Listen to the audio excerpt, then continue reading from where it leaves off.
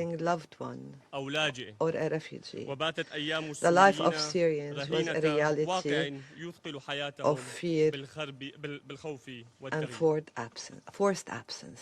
السيد الرئيس، Mr. لم President, تقتصر شرور the النظام regime's البائد على crimes الشعب did not السوري stop فقط، at Syria's بل borders تعدته and إلى against the Syrian الإقليم people والعالم. only. It entrenched فوطن a صناعة الموت culture of death, وملأ البلاد turned the بأوكار country المخدرات into a hub والكبتاجون for narcotics and وحول captagon, and معابرها إلى weaponized its ممرات crossings للإضرار to بدول destabilize المنطقة the وتخريب region. استقرارها. قتل أحلام The السوريين regime killed the dreams ودمر of مستقبلهم Syrians, destroyed their متسببا future, بهجرة ولجوء forcing ملايين millions to leave السوريين the خارج country, البلاد migrating فانتشروا في or أصقاع seeking الأرض refuge around the وتركوا world, بصماتهم yet leaving المميزة their في distinct كل أرض imprints طيبة wherever وصلوا they إليها. landed. لقد جعل It النظام من سوريا transformed الحبيبة Syria ساحة للعنف بين into a الأقطاب battleground الدولية for international والإقليمية rivalries وملجأ and لشتى أنواع regional الميليشيات enemies, a haven for والجماعات militias and extremist وموئلا groups, and a للتطرف source of والإرهاب violence, والتحريض على extremism, العنف والكراهية. incitement, كما and انتهك hatred. القوانين الدولية It violated التي international صنعتموها أنتم laws that you have وقسم المجتمع endorsed الدولي and وأهان المؤسسات undermined global الدولية كهذا institutions such وحول as the سوريا UN, التي and كانت معبرا turned للحضارات Syria, which was a الإنسانية historic إلى crossroads of دولة civilizations, مارقة into a rogue تصدر state that الأزمات exports واللاجئين. crises and refugees. الزميلات والزملاء، Colleagues, إن ما ذكرته لم يكن what I have خيالا described ولا is not مشهدا fiction. It تراجيديا was من مسرحية not a سوداوية، tragedy from بل a كان theater واقع piece. It سوريا was آنذاك Syria's reality منذ عام فقط، just 1 year ago, وهو ما كان سيكون and it would واقعها have اليوم، remained so, بل وربما or أشد even سوءا worse, لولا قرار الشعب had it not السوري been for the Syrian الوقوف people والإطاحة to بنظام rise الأسد and end the ووضع dark حد chapter and لهذه overthrow الحقبة the Assad السوداء. regime. وسط هذا الظلام Amid الداكن this darkness, في تلك or that الحقبة darkness, السوداء كان هناك من يعد there were للحظة. people who were preparing for كان this moment السوريون of في truth. إدلب الوفاء Syrians in على الرغم Idlib من الصعاب were والتهجير steadfast يعدون despite العدة displacement. ويشحذون الهمم They were نحو mobilizing their اللحظة. efforts towards this moment. وفي خارج And البلاد abroad, كان السوريون والسوريات Syrians, women الذين and أبدعوا men who were رغم محنة creative تهجيرهم despite their plight يتكاتفون were ويحشدون الدعم mobilizing الدولي legal, حقوقيا وإنسانيا humanitarian, وسياسيا and political وأملهم support.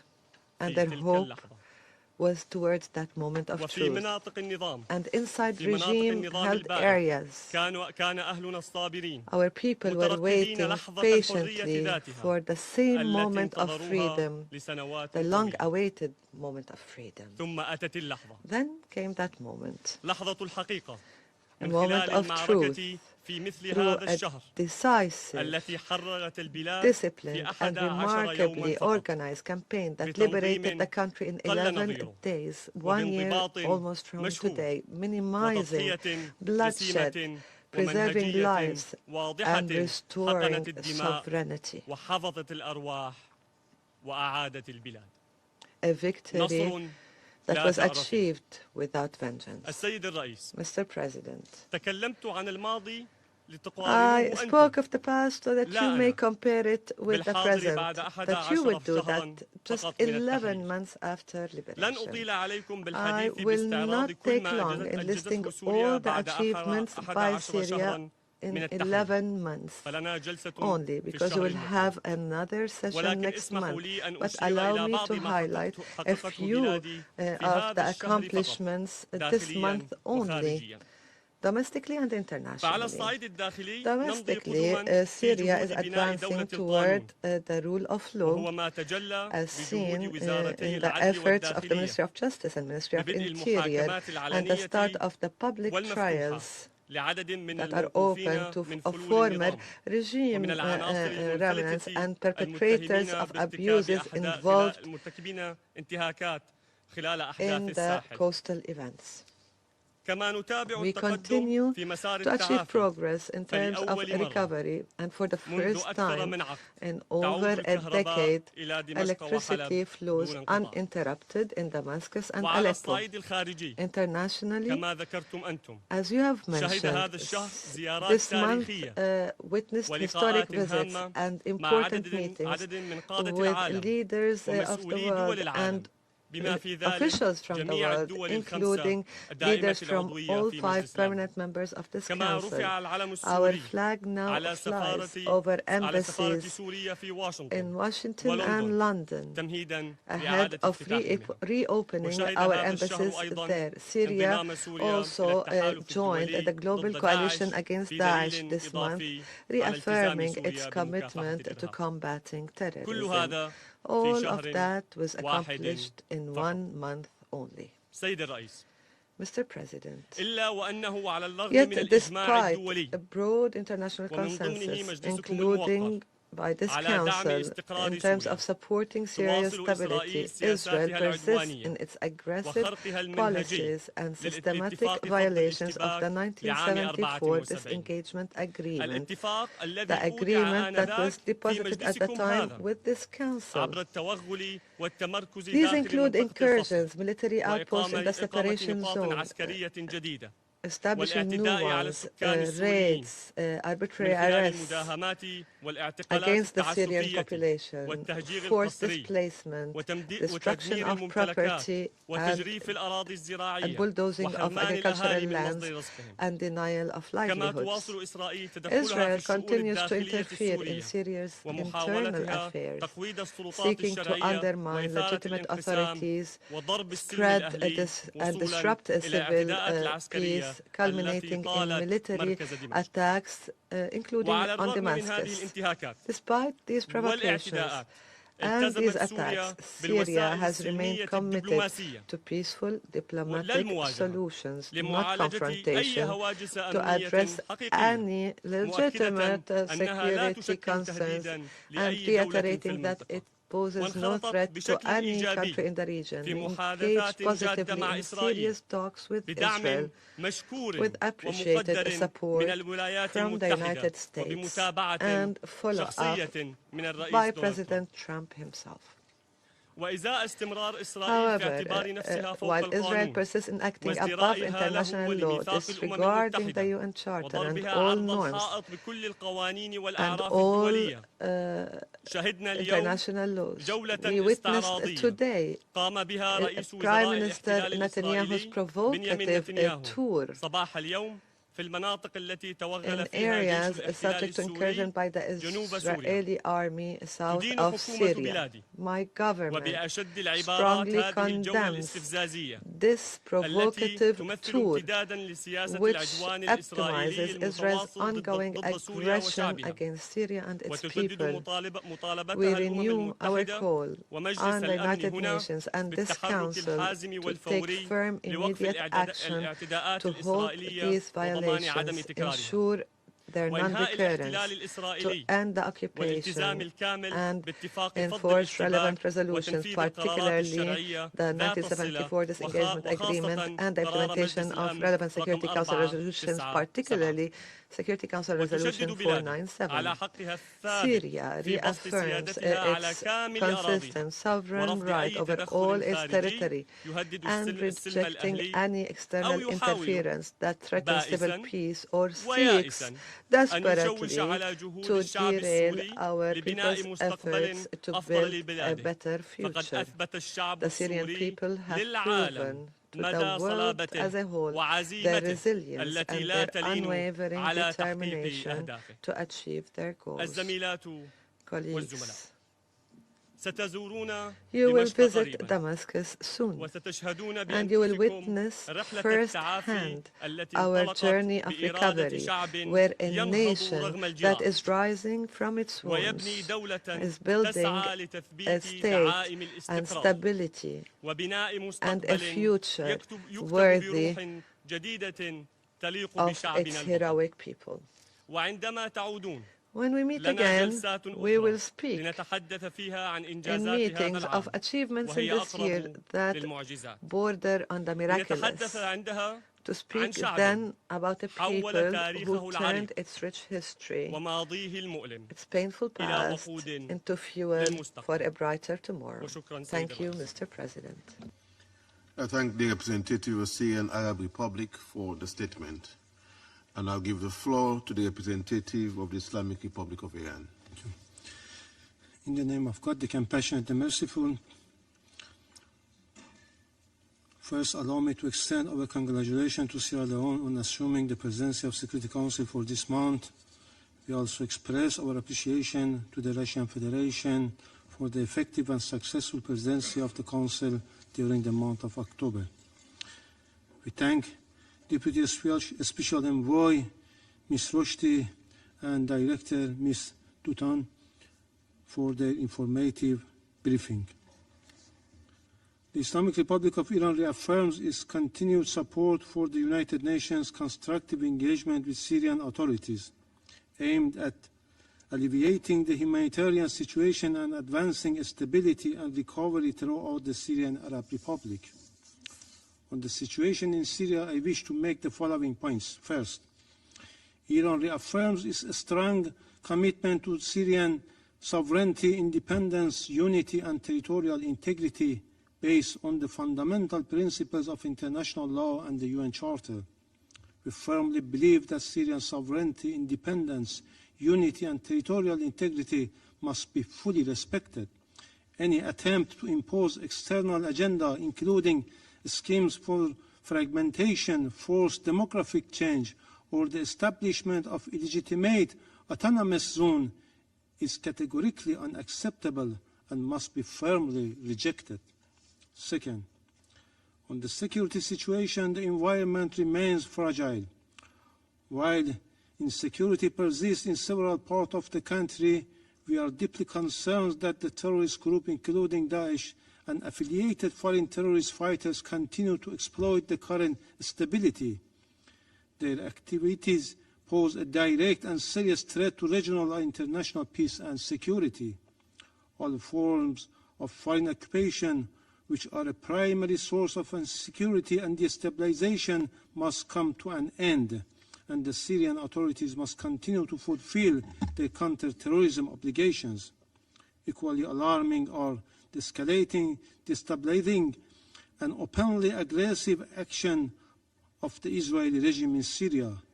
This occupying regime continues to carry out repeated, expanded, and coordinated airstrikes across Syrian territory, killing civilians, destroying vital infrastructure, and dangerously heightening regional tensions.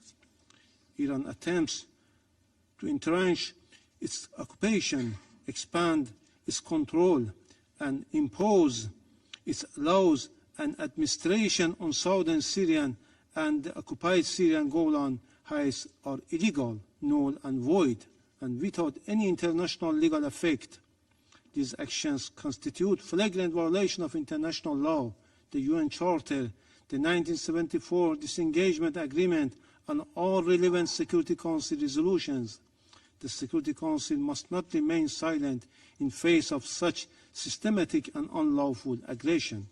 Third, on the humanitarian situation, we commend OCHA, UN agencies, and humanitarian partners for their tireless work under increasingly dangerous conditions.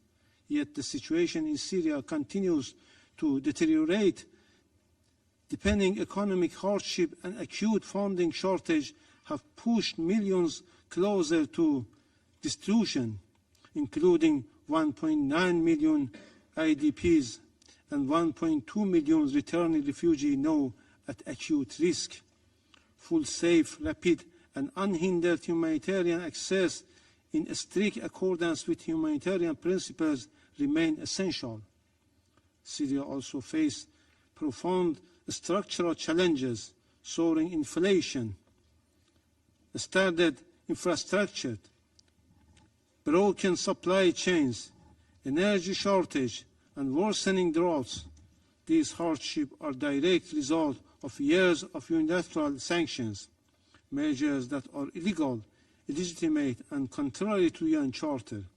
Suspending these unlawful measures is not enough. They must be fully and unconditionally lifted to enable Syrian economy recovery, restore livelihood, and support the safe, voluntary, and dignified return of refugees and IDPs. We emphasize that these illegal measures must never be used as tools of political pressure or interference in Syria's internal affairs.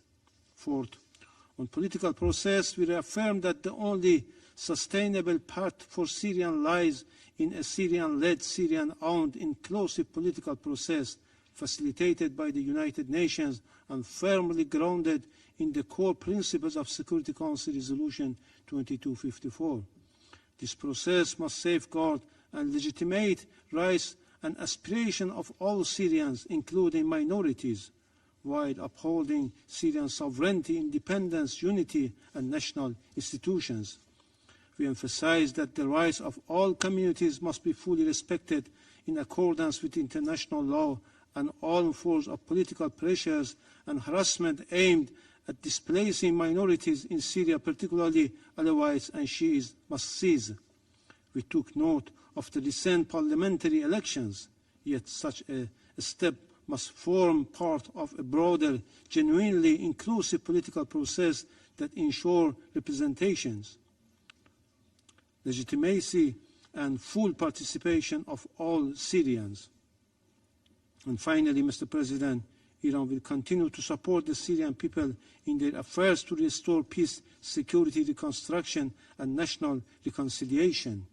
In the same spirit, Iran supports the reconstruction of Syrian infrastructure and the revival of its economy, and stands ready to assist reaching this goal and completing its ongoing economic project in the country, provided that appropriate conditions are met. I thank you. I thank the representative of the Islamic Republic of Iran for the statement, and now give the floor to the representative of Turkey. Thank you, Mr. President. We also thank Deputy Special Envoy and OCHA Director for their informative briefings. It has been nearly 1 year since Syria embarked upon a historic process of transformation.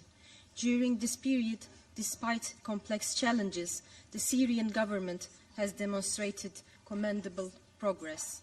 On the political track, the convening of the National Conference and adoption of the Constitutional Declaration, the formation of an inclusive government, and the conduct of parliamentary elections in less than a year all reflect a firm commitment to an inclusive, Syrian-led and Syrian-owned political process.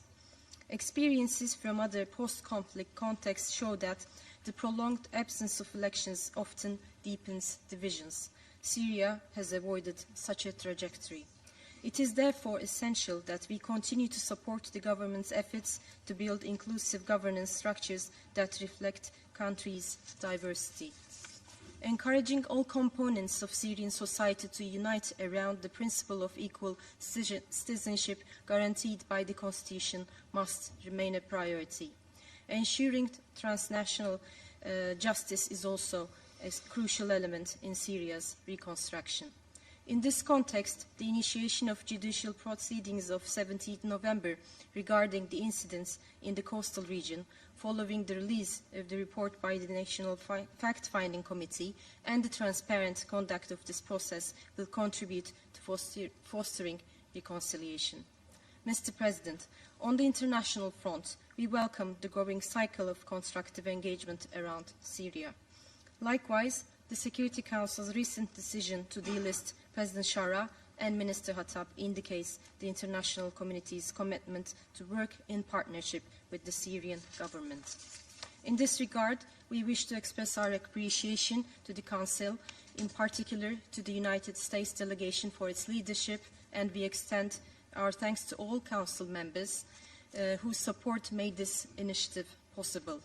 We will continue to support such steps aimed at erasing the negative legacy of the former era on the current Syrian administration and the Syrian people, lifting sanctions in their entirety, paving the way for Syria's integration into the international community, and achieving stability and development in the country. Mr. President, Syria's accession to the global coalition against Daesh further reflects its determination to combat terrorism. It is now imperative to place the Syrian government at the core of counter-Daesh efforts. As a full member of the coalition, Syria should no longer face restrictions or sanctions in the defense and security fields. Lifting of remaining sanctions would not only strengthen Syria's counter-terrorism capacity, but also support its economic recovery. Despite the many positive developments of the past 11 months, the path towards stability remains challenging. Risks to Syria's territorial integrity and national unity persist. Ensuring security and stability in the country requires, first and foremost, an end to Israeli aggression and the integration of the so-called SDF into the central authority. Hardly a day passes without illegal actions into southern Syria, accompanied by unjustified calls for the demilitarization of almost the entire south. Today's illegitimate visit is a case in point. Israel must reconsider policies that aim to keep Syria weak and fragmented. It is essential to bring stability and non-aggression to Syria's south on the basis of 1974 separation of forces agreement. Another source of instability is the intransigent attitude of the so-called SDF in refusing to implement tentative March agreement. There is no justification for resisting integration into the central government, thereby delaying the consolidation of security and stability. It is essential that the Syrian government assume full authority across the entire national territory, including camps and detention facilities in the northeast. Mr. President, on the humanitarian and economic fronts, urgent action is needed to improve living conditions and accelerate reconstruction. We find encouraging that IMF's observation, which shows Syria's economy is showing signs of recovery and improving prospects. At the same time, the recent World Bank assessment estimates Syria's reconstruction needs $216 billion, an amount no country can shoulder alone. A more coordinated and equitable international effort is indispensable. Turkey will continue to support initiatives aimed at improving living standards and strengthening the institutional capacity necessary for a functioning market economy. These efforts are also closely linked to the broader humanitarian picture, including progress towards the safe, dignified, and voluntary return of refugees. As of early November, approximately 550,000 Syrians have returned to Syria from Turkey safely and in a dignified and orderly manner. Turkey continues to work closely with international organizations, particularly the UN, to ensure access to basic services for returnees and support their integration. Mr. President, Turkey will remain a committed partner to Syria in its pursuit of stability, unity, recovery, and full integration into the international community. I thank you. I thank the representative of Turkey for the statement, and I'll give the floor to the representative of Israel. Mr. President, members of this Council, we meet at a moment when many speak of a new chapter in our region. Syria finally stands free of Assad's tyrannical regime. The Iranian regime's nuclear ambitions have been pushed back. Hezbollah's military infrastructure has been severely fractured. This moment did not arrive by chance. Israel is proud to have played a role in creating the conditions that make this opportunity possible. Now we hear words we have long hoped to hear from the new government, words of reconstruction, renewal, even peace. Israel welcomes that hope. We want to believe Syria is ready for a future built on stability rather than violence, on coexistence rather than conflict. But hope alone is not a strategy. If we want to realize this hope, Syria must prove it through actions, not just words, softer language or new slogans, but the hard, steady work that peace demands. Even now, as some in Damascus speak of renewal, the blood of innocent minorities continues to stain Syrian soil. In March, more than 1,400 people were killed in a wave of violence in the northwest. The massacre involved brutal executions and humiliating abuse, including elderly men forced to crawl and bark like animals before being shot. Most of the victims were Alawite civilians.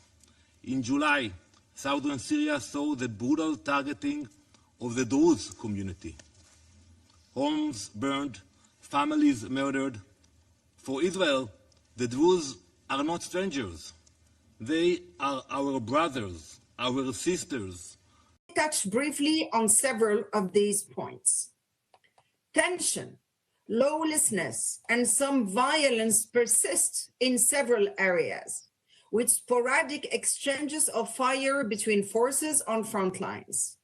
Tensions and violence have continued in Deir ez-Zor, despite the best efforts of the leadership to implement the nationwide ceasefire, and also on the margins of Suwaida, where serious clashes have been taking place.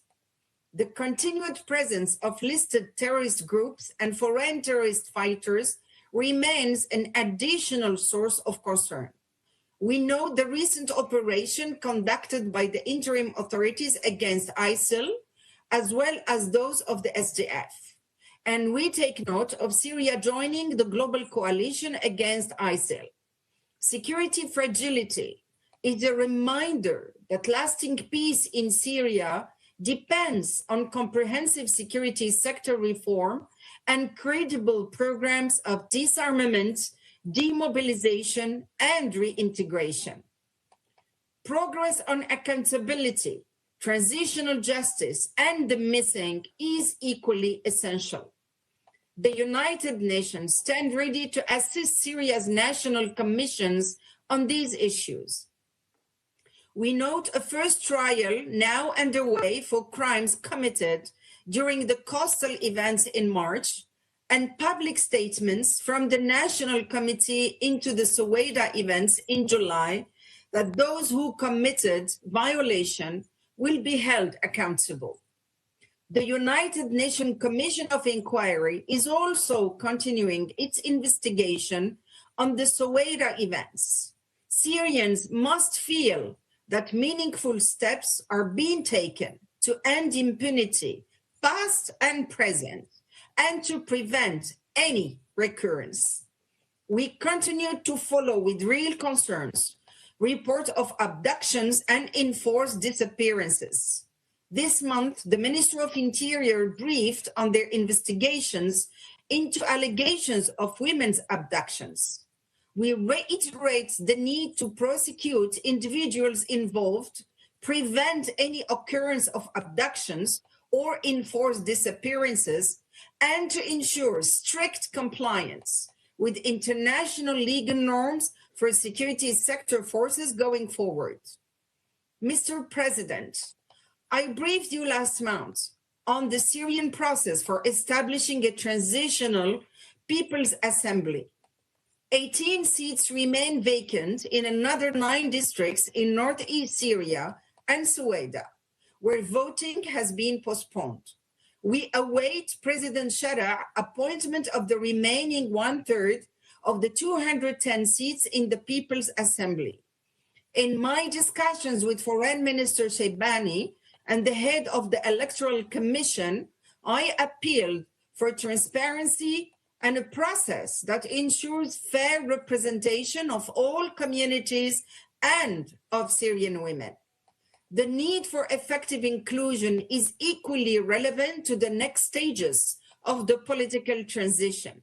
The drafting of a permanent constitution is a foundational task. The act of defining a new social contract among Syrians must be a source of peace and unity. Equally, the free and fair elections that are to follow that new constitution will require significant advanced planning and early engagement from now, given the institutions and infrastructure that must be rebuilt after so many years of conflict and authoritarian rule. It is therefore essential that the Syrian authorities and civil society begin now to build on the lesson learned and achievements of the political transition so far. These include course correcting where necessary and carefully designing processes that ensure that the extent of political inclusiveness to date is the floor and not the ceiling in this transition. The Day of Dialogue last week in Damascus, co-hosted by the European Union and the interim authorities with Syrian civil society, was a positive step in that regard. Genuine partnership and the protection of civic space are needed to promote inclusion, transparency, and legitimacy in the transition process. We stand ready to support based on our long engagement through the Civil Society Support Room and other fora. I further wish to highlight the continued leadership and active engagement of Syrian women who remain in close contact with our office and continue to call for safety and accountability, and to express their readiness and capacity to contribute meaningfully and effectively to Syria's future through political participation and leadership. Mr. President, in the Northeast, further progress is needed to implement the 10 March agreements. Foreign Minister Shaybani reconfirmed to me the authorities' support for implementation of the 10 March agreements. We have noted the SDF's renewed statement of commitment to accelerating the integration of the SDF into the Syrian state.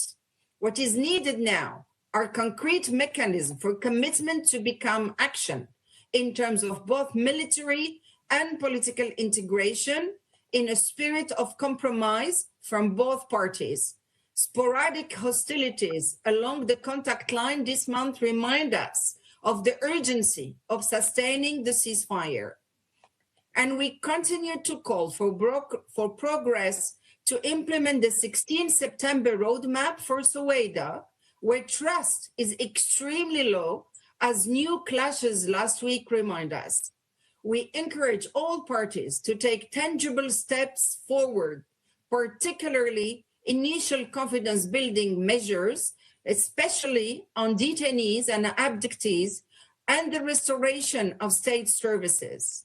Any framework for reintegrating Soweida needs to uphold Syria's sovereignty, unity, independence, and territorial integrity, and address the very real anxieties felt by the Druze regarding their safety, human rights, and inclusion in Syria's political future, as well as those of Bedouin communities. Mr. President, it is vital that the political transition succeeds for the Syrian people, men and women who have equally struggled for the future and stability of Syria. We stand ready to work alongside and support the Syrian authorities, reflecting the broad hopes we hear from Syrians and member states for the United Nations' continued political role in supporting the implementation of the milestones of the political transition over the coming years.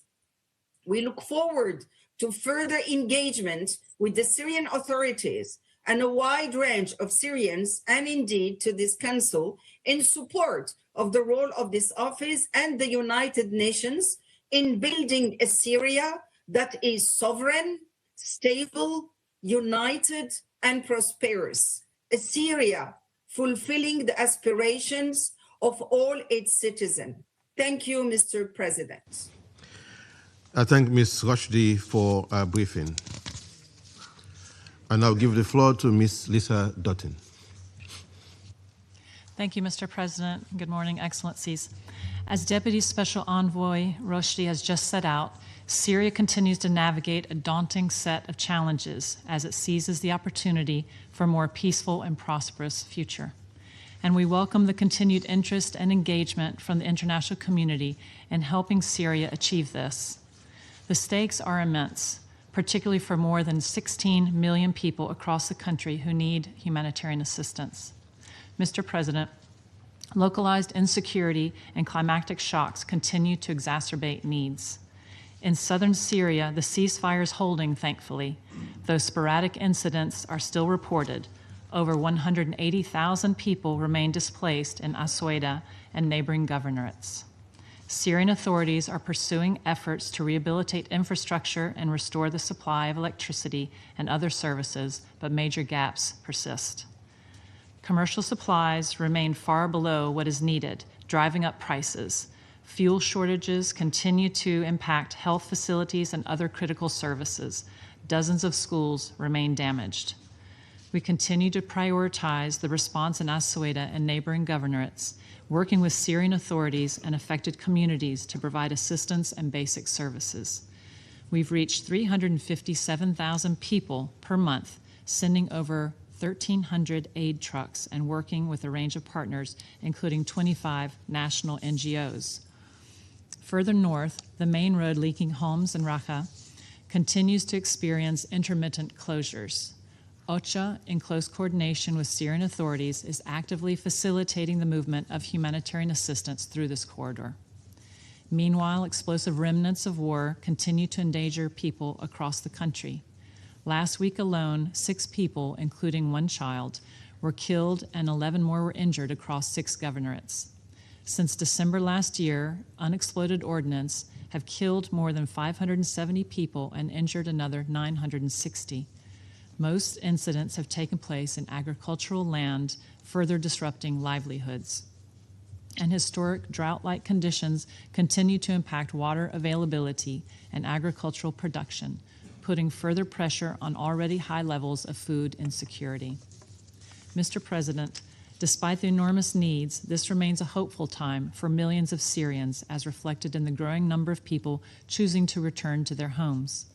More than 1.2 million refugees have now returned from neighboring countries since last December. More than 1.9 million people who were displaced internally have also returned.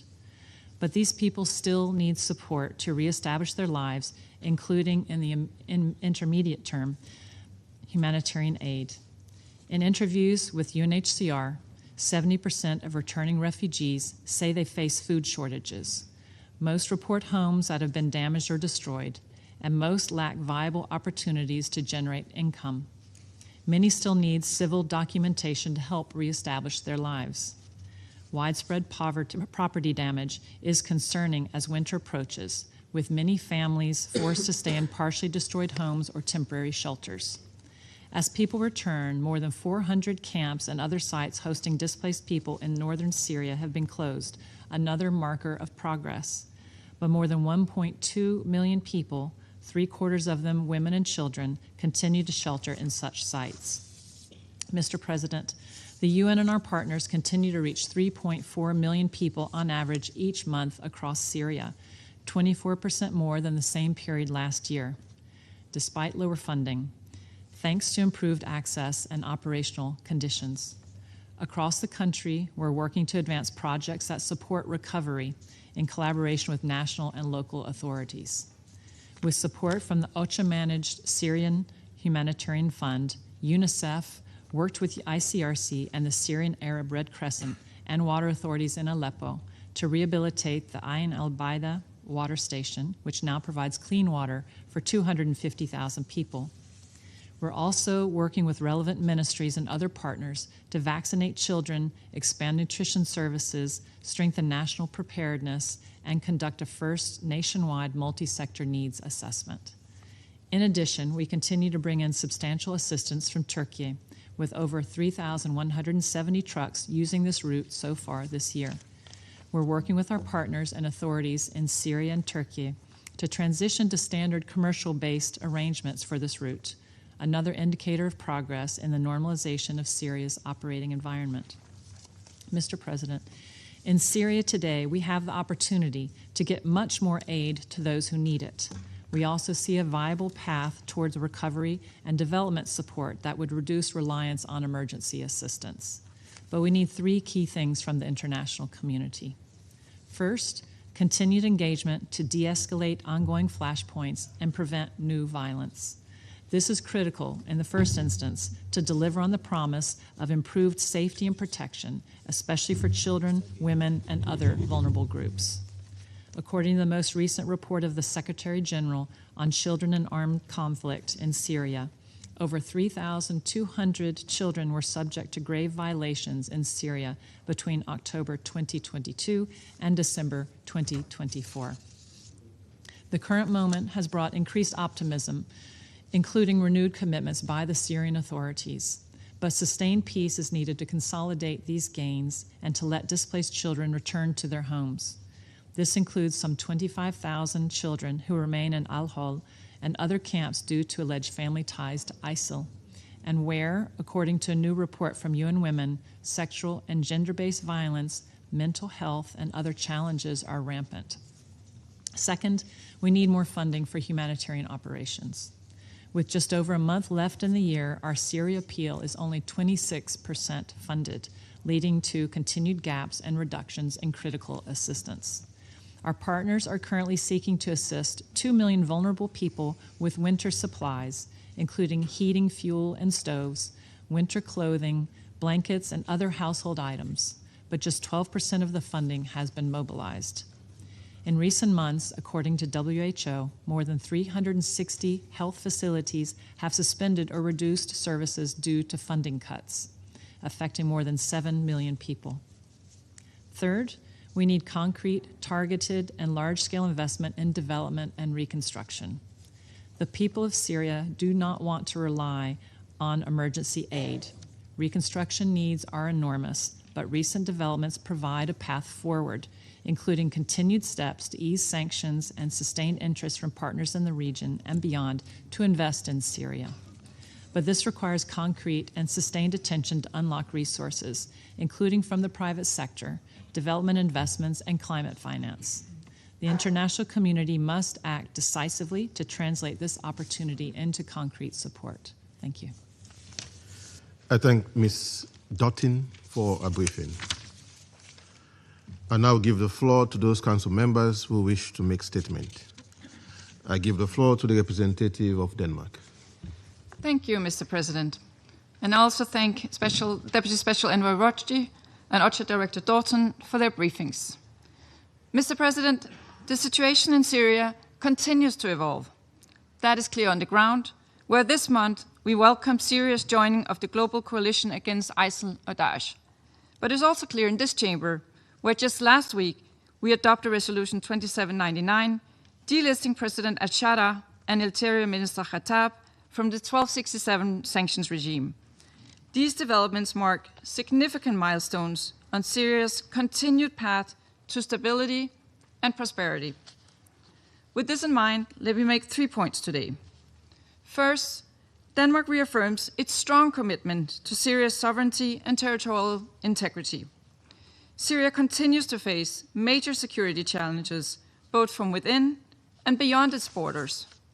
Statements regarding a security accord with Israel, grounded in the framework of the 1974 agreement, are encouraging.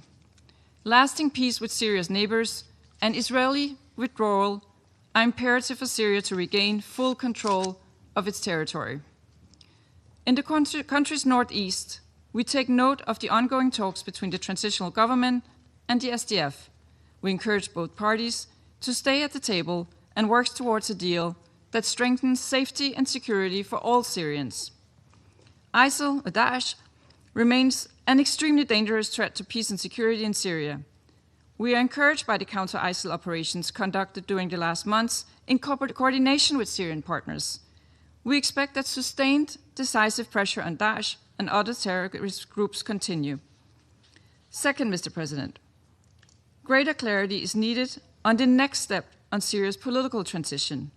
Equally important is that these steps are taken in dialogue with Syrian civil society. We continue to underscore the need for an inclusive and transparent political process, one that is Syrian-owned and Syrian-led. Key to this is the relaunching of the national dialogue, and we urge the transitional government to take concrete steps to this end. Last week in Damascus, the European Union, in coordination with civil society and the transitional government, facilitated a day of dialogue, the first of its kind hosted inside Syria. This provided Syrian civil society with a genuine platform to share their recommendations directly with those in power, something that would have been unthinkable just 1 year ago.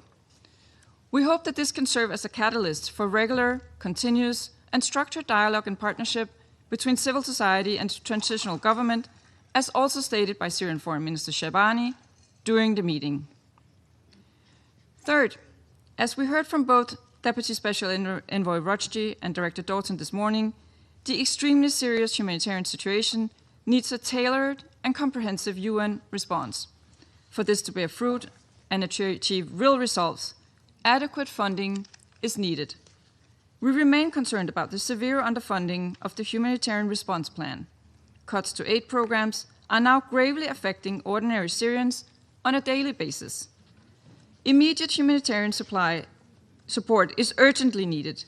This includes across livelihoods, nutrition and food security, demining, health, water and sanitation, especially now when we enter the winter months. Stabilizing and improving living conditions throughout the country would also help accelerate economic development and the rebuilding of the country. Mr. President, in closing, the challenges facing Syria are complex and interconnected, but they're not insurmountable. While much remains to be done, we're encouraged by the progress already made. Denmark stands ready to work constructively with the UN, this Council, and the transitional government to ensure a safe, prosperous, and politically inclusive future for the Syrian people. I thank you. I thank the representative of Denmark for the statement. And I'll give the floor to the representative of Russian Federation. Mr. President, we thank the Deputy Special Envoy of the UN Secretary General for Syria, Najat Rojdi, and Deputy Secretary General for Humanitarian Affairs, Lisa Doughton, for their briefings on the political and humanitarian situation in Syria. We are closely following developments in Syrian Arab Republic, friendly country, which has entered a new period in its history and is experiencing a politically tense and momentous transitional stage. The leadership of the new Syria faces major tasks in modernizing the system of state governance and strengthening state security institutions. Successful implementation of these steps requires an inclusive political process and coordinated international support based on respect for Syria's sovereignty, independence, unity, and territorial integrity.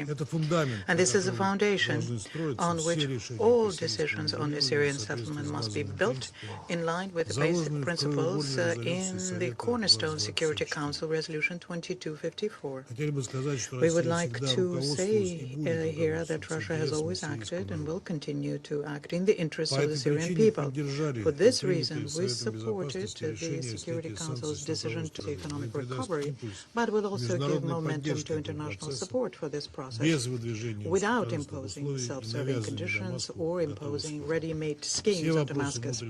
All internal issues must be resolved by Syrians themselves, and we have been consistently opposing any external interference. Mr. President, we share the concern of Damascus and Council colleagues about the continuing terrorist threats posed by ISIS, Al-Qaeda, affiliated groups, and foreign terrorist fighters.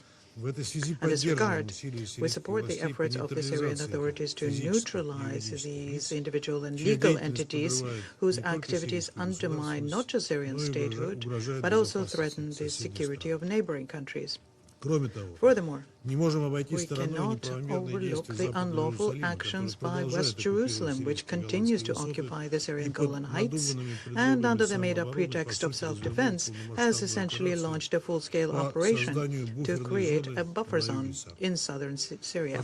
Such actions grossly violate international law and pose a threat to the security of the entire Middle East region.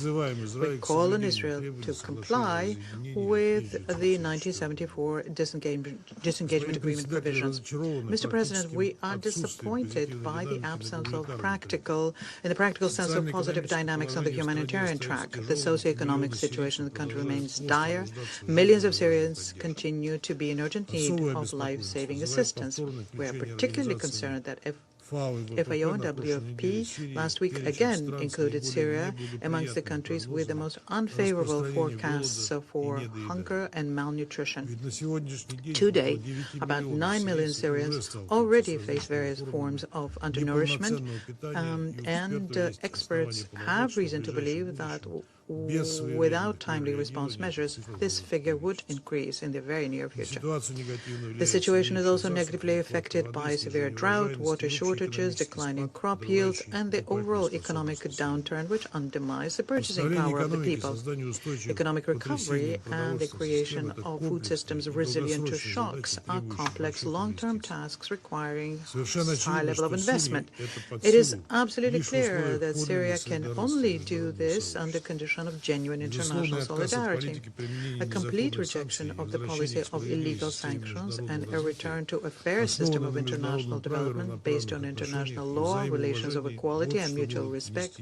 This is what can make a decisive contribution and put the Syrian economy on the path to sustainable development. But UN experts and humanitarian organizations working in Syria have increasingly been stated that sanctions continue undermining their humanitarian tasks that they are there to implement. And despite the public statements by Western states about easing or even lifting unilateral measures, business still fear engaging with partners in Syria and hesitate to invest even in those areas where economically it would make sense. We are particularly concerned by reports from demining organizations in Syria. They say that they cannot purchase even basic equipment. In the meantime, the problem of mine contamination, according to all assessments we receive, remain very acute. Mr. President, yesterday and the day before, we discussed in this chamber issues of food security and hunger, the phenomena which refuse to go away.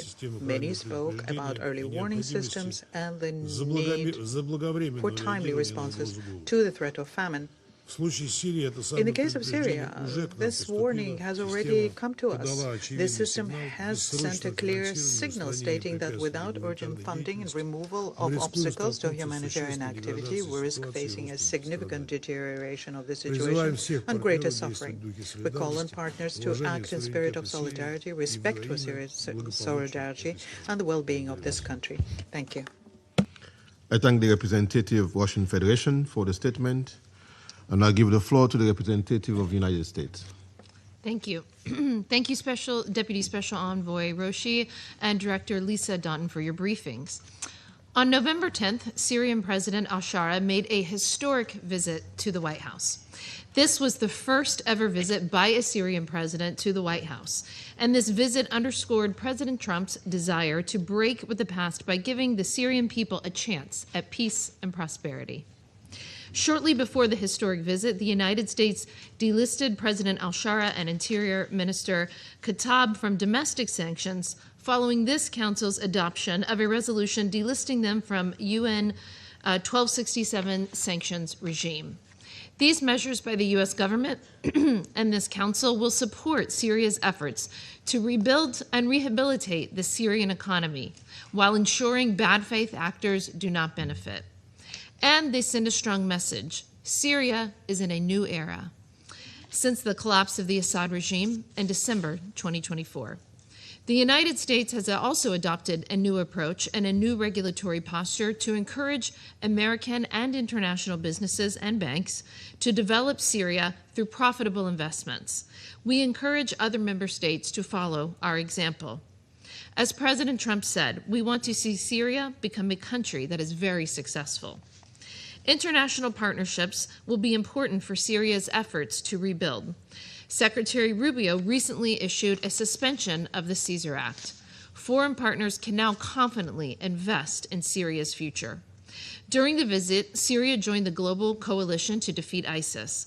By joining the de-ISIS coalition, Syria's leadership turned a new page and joined 89 other countries committed to ensuring ISIS can never be a global scourge again. The United States supports Syria's national unity. That means the peaceful, inclusive integration of all of its citizens, including religious and ethnic minorities.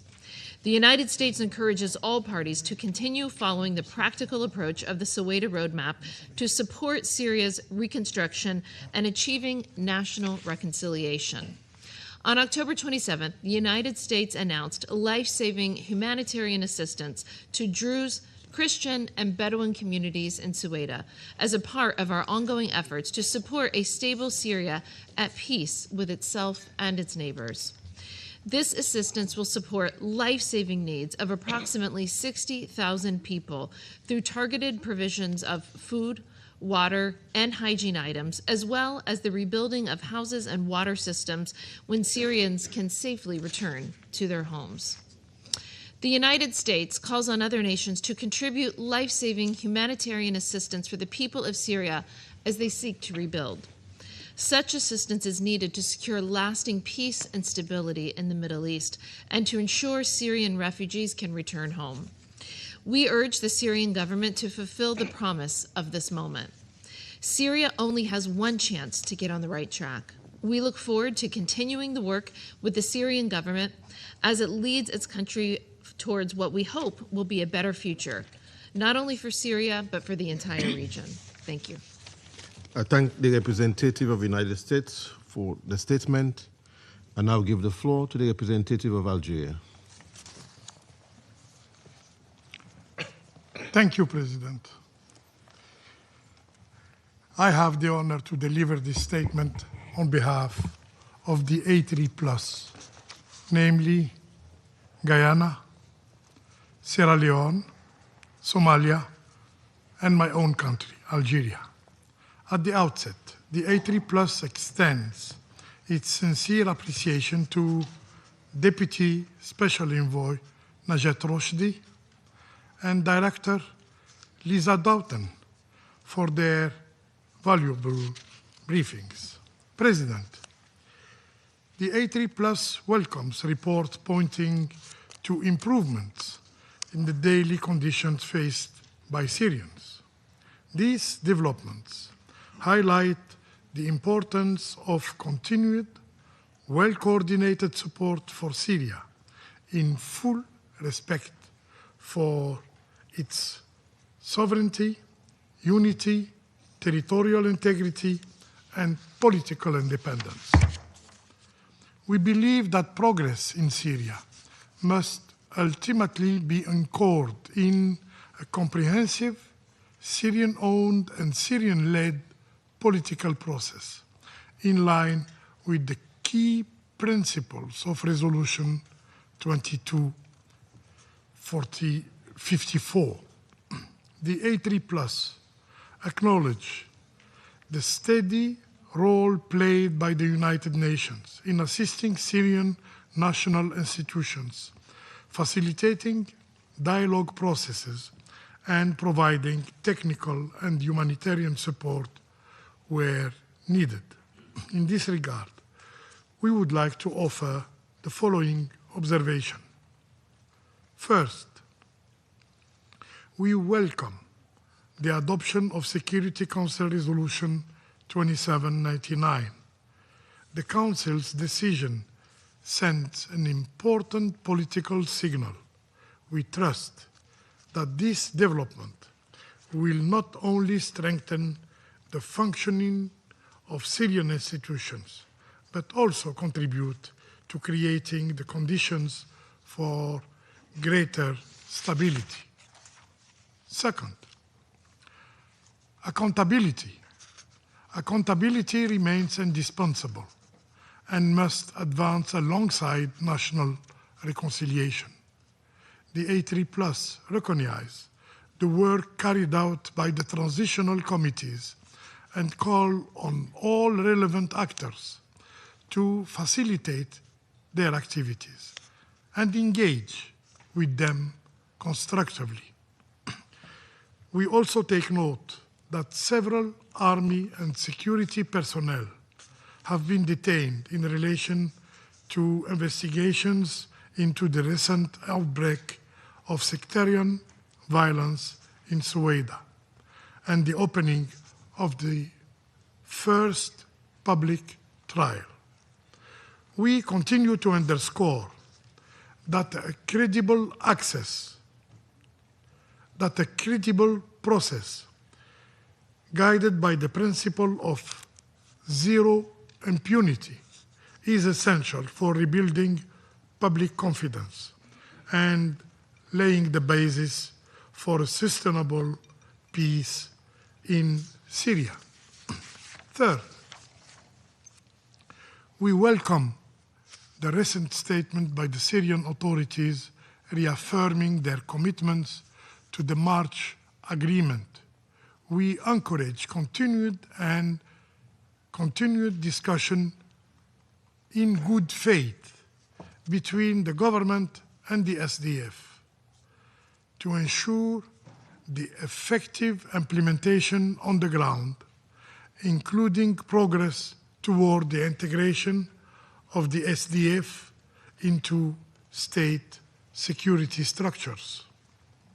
Fourth, the A3+ remain gravely concerned by reports of renewed activity by Daesh in parts of Syria, particularly in areas where security gaps persist. Such developments are a reminder that terrorism to the wider region. We call for coordinated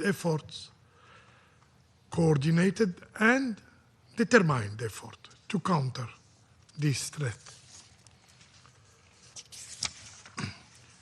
In this regard, the A3+ emphasized that security gain cannot be sustained without parallel improvement in socio-economic conditions.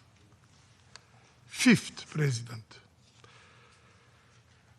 the A3+ condemned Israel's continued military operation in Syrian territory, operation which clearly violate international law. We call for the full implementation of the 1974 disengagement agreement and reiterates that the occupied Syrian Golan is an integral part of Syria in accordance with Security Council Resolution 497. And in this regard, the A3+ are deeply alarmed with the visit carried out this morning in southern Syria by the Israeli Prime Minister and Minister of Defense. A visit conducted on a country without prior coordination or information with its authorities.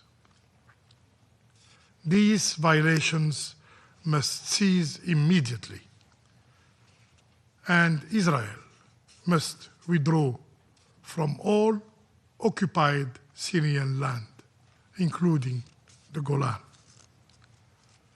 6, we welcome the statement issued by the IMF, noting early sign of economic recovery in Syria and its readiness to intensify cooperation in the coming period. We also encourage private sector actors to explore opportunities in Syria. Economic recovery will be central to long-term stability, not only for Syria, but for the region as a whole. 7th, despite some encouraging economic indicators, the humanitarian situation remains dire.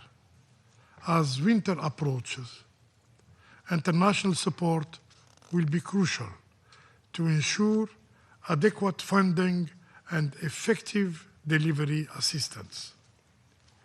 It is equally urgent to scale up early recovery efforts in demining, in water and energy infrastructure, and ensuring access to education and essential health care services, and also invest in community resilience as part of a holistic approach to consolidating peace. In conclusion, President, the A3+ reaffirmed their commitment to supporting Syria unity and stability. We call on all stakeholders to act responsibly, to uphold international law, and to contribute to a future that reflects the aspirations of the Syrian people. I thank you. I thank the representative of Algeria for the statement delivered on behalf of the A3+ members. And I give the floor to the representative of Pakistan. We thank Deputy Special Envoy Najat Rushdie and Director Lisa Doughton for their briefings. As Syria moves into a new phase marked by transition and hope, it is essential that the international community remain steadfast in supporting its path towards stability, reform, and inclusive state building. We remain optimistic, even as we recognize the need for careful and measured steps. Allow me to highlight a few points. The political track remains central to durable peace in Syria. This process must continue, remain fully inclusive, and must be Syrian-led and Syrian-owned to ensure outcomes that are sustainable, credible, and reflective of the aspirations of all Syrians.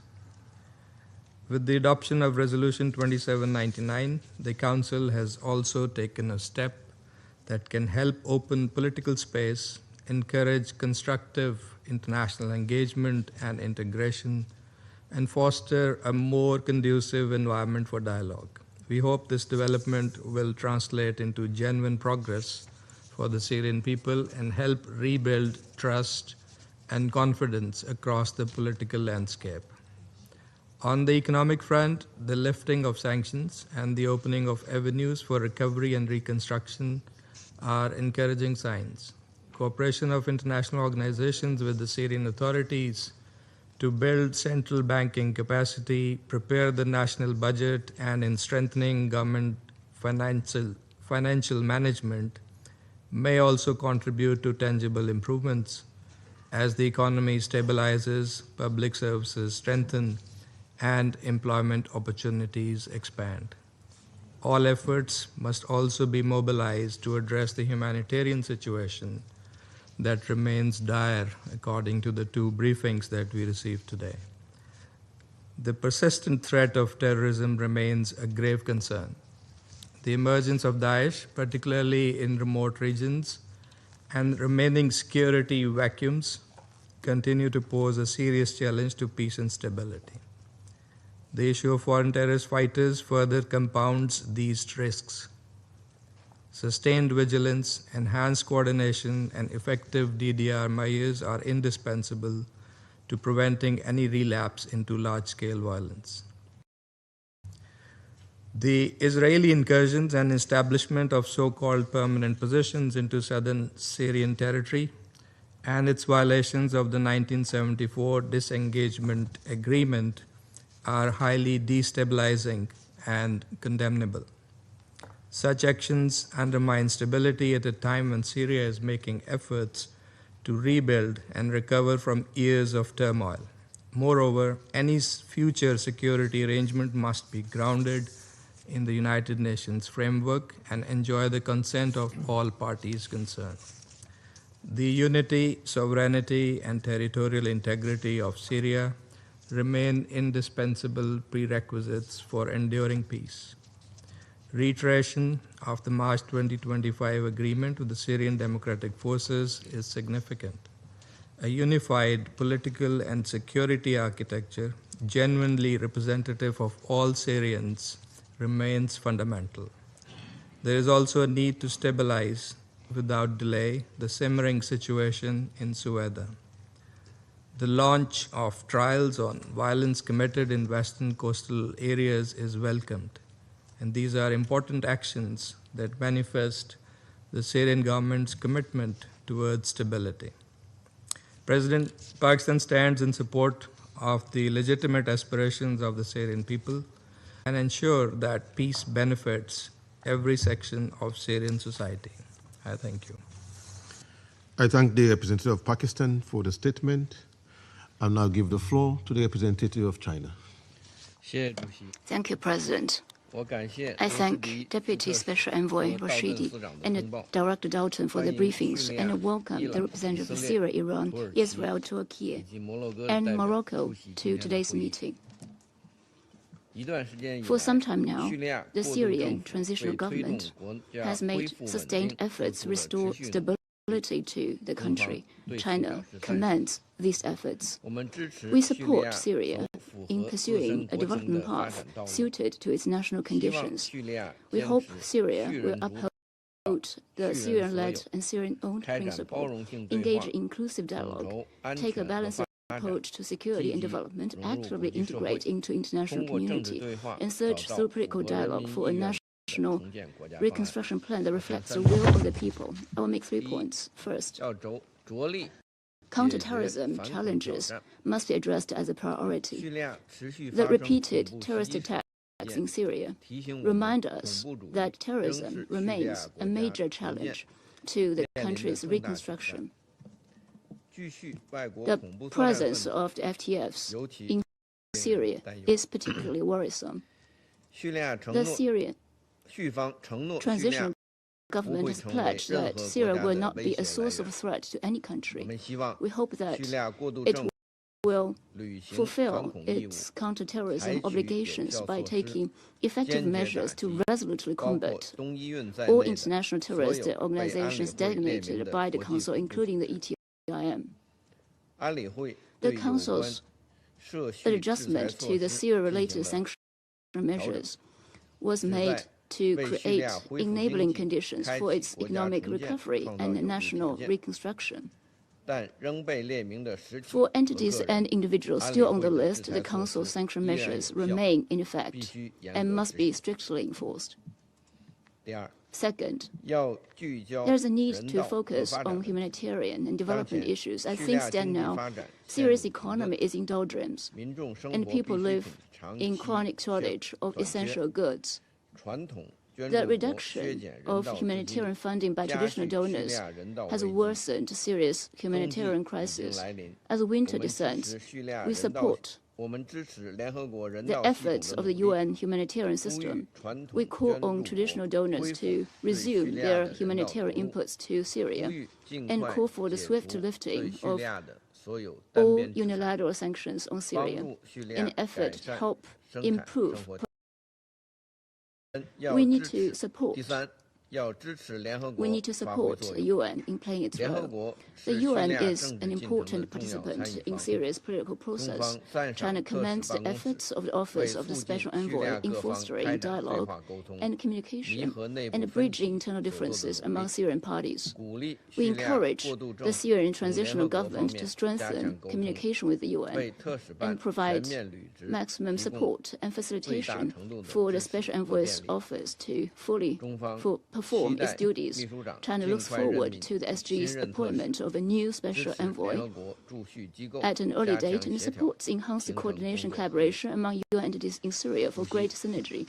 President, I'd like to highlight that the Golan Heights are internationally recognized occupied Syrian territory. The 1974 disengagement agreement must be respected. Israel should withdraw without delay from Syrian territory. China pursues a policy of friendship towards all Syrian people and respects the choices made by Syrian people independently. Foreign Minister Shibani of the Syrian Transitional Government just visited China and met with Foreign Minister Wang Yi. A joint statement of the foreign ministers was later issued. Next year marks the 70th anniversary of the establishment of diplomatic relations between China and Syria. We welcome Syria's participation in the Belt and Road cooperation and stand ready to strengthen cooperation with Syria under multilateral frameworks such as the UN and China-Arab States Cooperation Forum. China will possibly consider joining Syria's economic reconstruction to contribute to its social development and improvement of people's livelihood. Thank you. I thank the representative of China for the statement, and I'll give the floor to the representative of Panama. Gracias, Presidente. Thank you, Mr. President. Agradezco a la enviada I'd like especial to thank adjunta, the Deputy Najat Special Rushdie, Envoy, y la Najat directora Rushdie, de la and the División de Director Financiación of de the OCHA, OCHA Lisa Financing Doughton, Division, por Ms. su Lisa presentación. Doughton, for their A briefings. su vez, extiendo una cordial Further, bienvenida a los we extend a representantes warm welcome de la to the República Árabe representatives Siria, of la the República Islámica de Irán, Syrian Arab Republic, Israel, the Islamic Marruecos Republic y of Turquía. Iran, Israel, Morocco, and Los Turkey. recientes The acontecimientos recent en events Siria in Syria reflejan avances reflect en el progress proceso de transición in the política, political transition process desarrollados en made consonancia in con la accordance with Resolution 2254 and with the active backing of the international community and the United Nations system. Asimismo, Further, estos these esfuerzos efforts reflect reflejan la importancia del the respeto a la importance of soberanía respecting the y a la country's integridad sovereignty territorial del and país territorial en integrity aras de sentar bases so as sólidas to para una lay paz a strong duradera, foundation inclusiva for a y lasting, sostenible inclusive and en sustainable Siria y peace en in toda la Syria región. and across the region. No obstante, Siria Nonetheless, sigue enfrentando Syria un continues entorno to complejo, face a donde el complex terrorismo, environment in which la terrorism, impunidad, la falta de impunity, inclusión, the lack of las inclusion, condiciones and climáticas y la the situación humanitaria climate situation, continúan as siendo well as the amenazas humanitarian situation, importantes a la continue estabilidad. to pose a Por serious ello, threat to los stability. recientes For compromisos this reason, the para recent fortalecer la commitments made to cooperación en la strengthen lucha contra el cooperation in terrorismo, counterterrorism, incluyendo acuerdos including bilaterales through y la bilateral, a ACNUR. significant step forward. De igual manera, In the observamos same con vein, we note consternación with las dismay noticias the recientes recent sobre mujeres y news niños on detenidos women and children arbitrariamente por el arbitrarily régimen detained anterior, by the previous sometidos a regime, torturas who were físicas subjected y to physical psicológicas and y psychological separados de sus torture familias. and separated from their Estos families. hechos These revelan del events pasado reveal un patrón a past sistemático of de a vulneraciones systematic graves a los pattern of derechos serious humanos violations y of al human derecho rights and international humanitario. humanitarian law, Convertir a mujeres y turning niños women en and children instrumentos de into coacción instruments es for una práctica coercion is deplorable a que deplorable destruye vidas practice y that deja destroys heridas lives profundas. and leaves deep La wounds. violencia contra la The población violence civil against the es en todo momento civilian population inaceptable is unacceptable y la at all reconstrucción times, de Siria and Syria's debe estar reconstruction guiada por must la be justicia, guided by de justice, modo que las nuevas so estructuras that estatales the new preserven state a las structures generaciones may venideras protect de hechos future similares. generations from similar En este acts. contexto, In this Panamá considera context, oportuno Panama el inicio de los welcomes the juicios en opening Alepo of the relacionados trials con la in violencia Aleppo sectaria en related la to región costera, sectarian violence donde in the más de coastal 1.400 region, in civiles which more than perdieron la vida. 1,400 civilians lost Igualmente, their los lives. juicios en Sueida In the same constituyen way, un the mecanismo trials in clave Sueda para represent restaurar la a key confianza de la mechanism ciudadanía to y de la restore comunidad trust among the internacional public and the en el international nuevo sistema de community in justicia. the new justice system. Estas audiencias These no solo hearings deben should esclarecer not la only verdad shed light y on the evitar la truth and impunidad, prevent sino que impunity, también deben but should propiciar la also reconciliación foster nacional national y la reconciliation cohesión and social, social cohesion, mostrando que la justicia es un demonstrating that motor de justice is estabilidad a y motor prevención of driver of de futuros stability and a conflictos. means of preventing De la future misma manera, conflicts. reiteramos In the same que vein, esta we etapa reiterate ofrece that una this stage oportunidad provides única a unique para que el opportunity presidente for interino the interim confirme de president manera to concreta clearly su confirm his compromiso con la commitment inclusión to política. political inclusion. La designación de los The parlamentarios appointment restantes of debe the reflejar remaining de manera parliamentarians efectiva should la effectively participación plena de las mujeres reflect y de the las full comunidades participation of minoritarias, women and minority asegurando que el communities, nuevo ensuring that the new Parlamento parliament sea can be verdaderamente truly representativo. representative.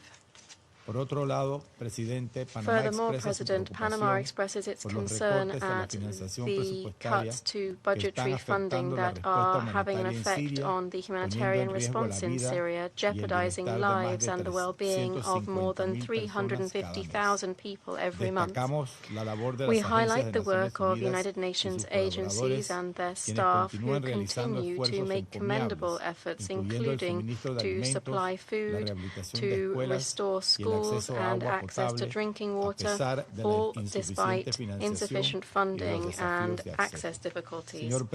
President, Panama reiterates its steadfast support for the people of Syria in their process of reconstruction and political transition, recognizing with optimism the progress that has been achieved. We express our thanks to Slovenia, Denmark, and Algeria for the arrangements that they have made so that this Council can conduct a visit to Syria so that it may see the reality on the ground, understand firsthand the needs of the population, and explore opportunities for cooperation leading to a peaceful Syria, leading itself towards a future of progress, well-being, and sustainable development. Thank you very much. I thank the representative of Panama for the statement, and I'll give the floor to the representative of Greece. Thank you, Mr. President. And let me thank Deputy Special Envoy Najat Rohti and OCHA Director of Financing and Outreach, Ms. Lisa Doughton, for their briefings. Mr. President, this past week marked significant milestones for Syria's path. Notably, the first day of dialogue organized by the EU in coordination with the Syrian civil society and transitional government was held in Damascus, something unthinkable just a year ago. Greece remains supportive of Syria's efforts to rebuild and turn the page. On this backdrop, let me highlight 3 points today. First, Greece reaffirms its call for genuinely inclusive political transition in Syria and the full respect of its sovereignty, independence, and territorial integrity. As we have reiterated on several occasions, lasting peace must be rooted in a Syrian-led and Syrian-owned political process in line with the principles of the United Nations Security Council Resolution 2254. The rich diversity of Syria's society should find meaningful representation in state institutions and constitution for a prosperous Syria. We welcome the March 10 agreement between SDF and Damascus. Its implementation must be carried out in good faith. In this context, we repeat our regret for the low rate for women and ethnic and religious communities representatives in the recent parliamentary elections. We look forward for the remaining parliamentary seats to be compensated for the underrepresented components of the Syrian society. It is imperative that all citizens must feel safe. Only then can Syria's recovery be stable, legitimate, and enduring. Second, the humanitarian toll on the country after years of civil strife is immense, particularly on children. The decrease in grave violations against children since the beginning of 2025 is a welcome development. We call on all to ensure the full implementation of international obligations for the protection of children to which they have recommitted. Putting an end to violence is important for Syria's reconstruction as well as to the safe and voluntary return of refugees. Third, Syria will only be able to turn the page once full accountability and transitional justice have been served, allowing for reconstruction. Extremist elements are still present in Syria, as witnessed by the terrorist attacks against Greek Catholic and Orthodox churches and the horrific violence in Sweden and the coastal region. The reported detention of security and military personnel for perpetrating violence in Sweden shows a clear willingness to restore justice.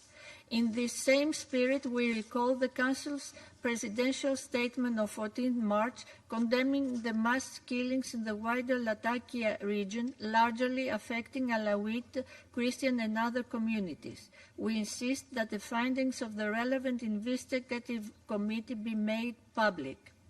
Transparency and justice are not optional. They are the bedrock of reconciliation. Mr. President, These past few weeks, Syria made decisive progress on the international stage. This was clearly demonstrated as well as during its recent accession to the anti-ISIS coalition. Its serious and honest engagement with its neighbors and international partners and is certainly welcomed. We remain committed to the vision of a prosperous Syria, where the rule of law is respected and where all feel safe and equal. The UN, a reliable partner to the Syrian authorities, can play a crucial role in making such vision a reality.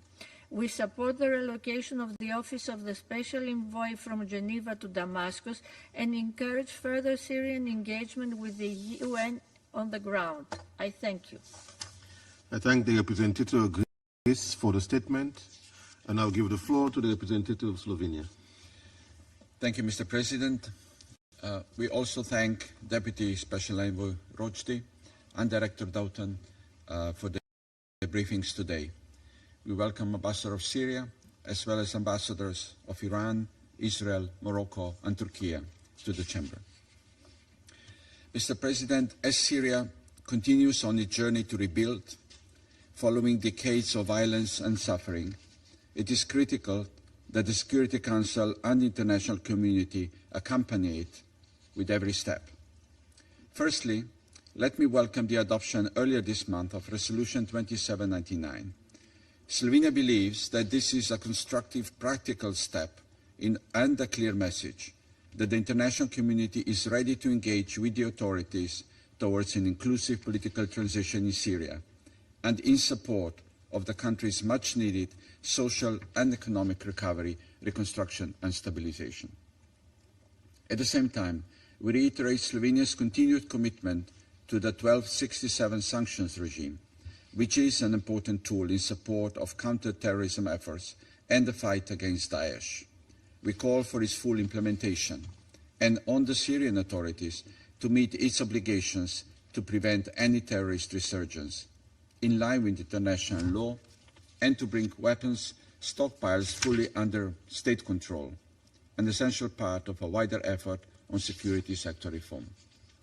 We welcome Syria's recent announcement that it will cooperate with the global coalition to defeat Daesh, as well as its ongoing engagement with the OPCW. Mr. President, my second point today is that while the Assad regime has fallen, humanitarian needs have not disappeared. The impact of decades of conflict, displacement, and extreme weather events on food security are clear to see. The recent Hunger Hotspots report confirms that already severe levels of acute food insecurity in Syria are expected to deteriorate further in the coming months. Prevention matters. We should heed this early warning and mobilize to collective action, including through increased and diversified support and funds winter months, and as we strive to move from humanitarian assistance to lasting economic recovery. Mr. President, my final point today is a call for dialogue.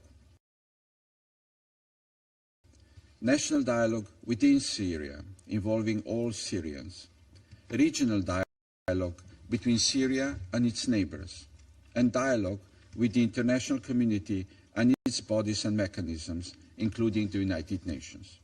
Slovenia commends and further encourages the efforts already undertaken by the Syrian authorities in this regard, and reiterate our commitment to Syria's unity, sovereignty and territorial integrity, which should be respected by all.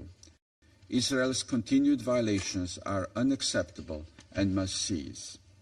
Mr. President, we especially recall the critical role played by civil society, and particularly women, which has been demonstrated so heroically in Syria over the past decade. My colleague from Denmark has already pointed out that just days ago, the European Union hosted the Day of Dialogue in support of Syrian civil society, taking place in Damascus for the first time, and providing a platform for Syrians to have their voices heard. Slovenia sees the fostering of a safe, vibrant and pluralistic civic space and genuine engagement with civil society as essential to building the necessary trust between all Syrian people and the Syrian authorities, and to achieving the true reconciliation. It also reflects the spirit of Resolution 2254 and an inclusive Syrian-led and Syrian-owned political transition which provides for the protection of all.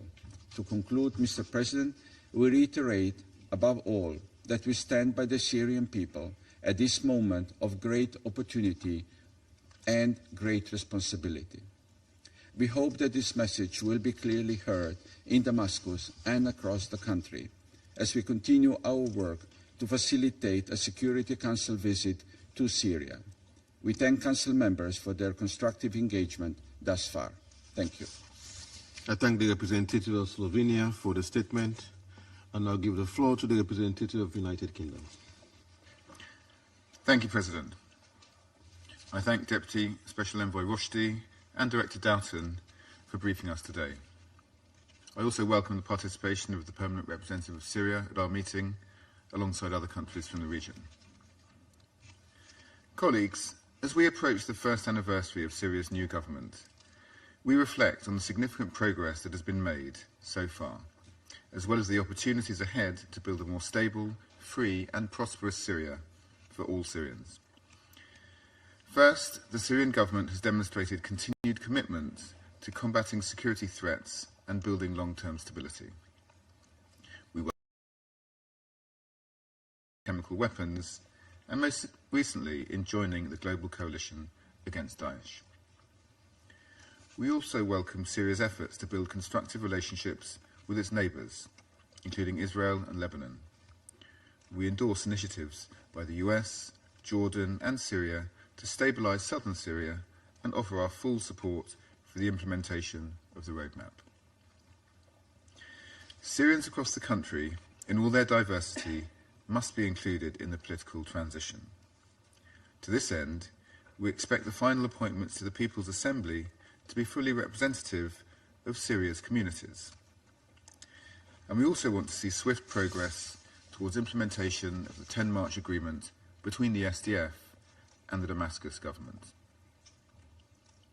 Second, we should continue to focus on support to Syria's economic recovery, building on the Council's decision earlier this month to delist President al-Sharaa and Interior Minister al-Khattab from the 1267 regime.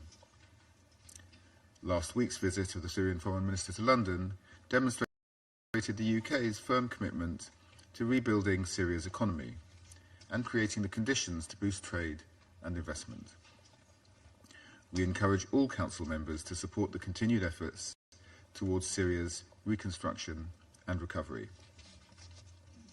Finally, President, while Syria's transition must be Syrian-led and owned, the international community can play an important supportive role.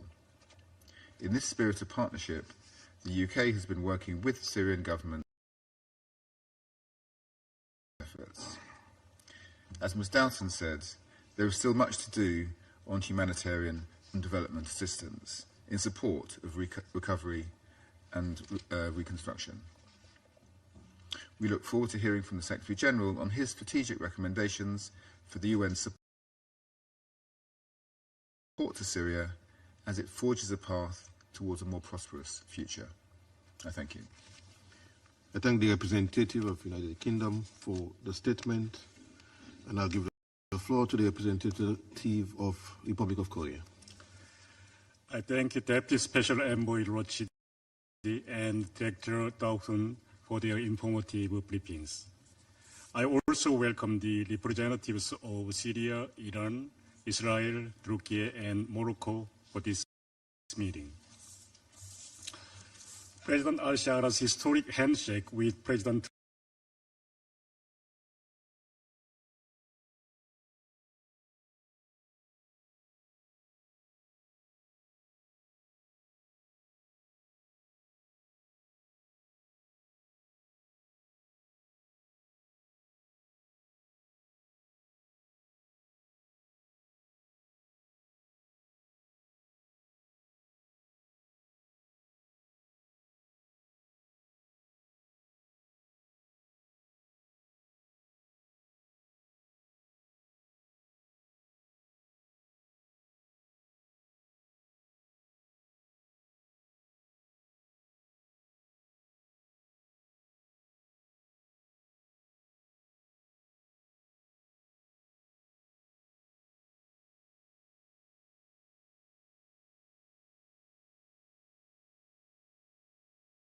this year have tempered expectations about Damascus' ability to put an end to Syria's entrenched circle of violence. While Damascus has reiterated its commitment to addressing sectarian violence, the pace and the visibility of progress has been limited, leaving affected communities with continuing concerns. The first step to prevent any reoccurrence is to ensure that all perpetrators are held to account, regardless of the affiliation, through transparency and appropriate judicial mechanisms that are consistent with international law. In this context, we look forward to comprehensive and unambiguous findings from the Investigation Committee on Syria violence that can help alleviate the pain of the affected community. Likewise, we underscore the importance of the regularly sharing updates with the public on the investigations of the coastal violence this year.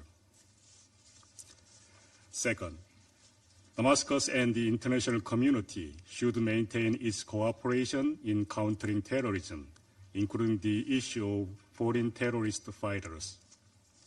We welcome Syria in joining anti-ISIS coalition last Monday, a meaningful step for the incipient government to show its genuine will to take part in countering terrorism and maintaining regional peace and security.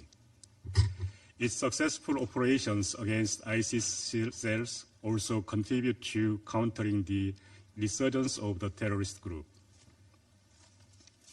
Yet, the protracted situation in the harsh detention camps in northeast Syria remains a matter of concern. Delaying repatriation or reintegration, however complacent, risks creating conditions that foster further radicalization within the camp. We call on all relevant states to actively engage with one another to find a mutually acceptable solution. We cannot afford to witness Syria reverting to being an incubator for terrorism.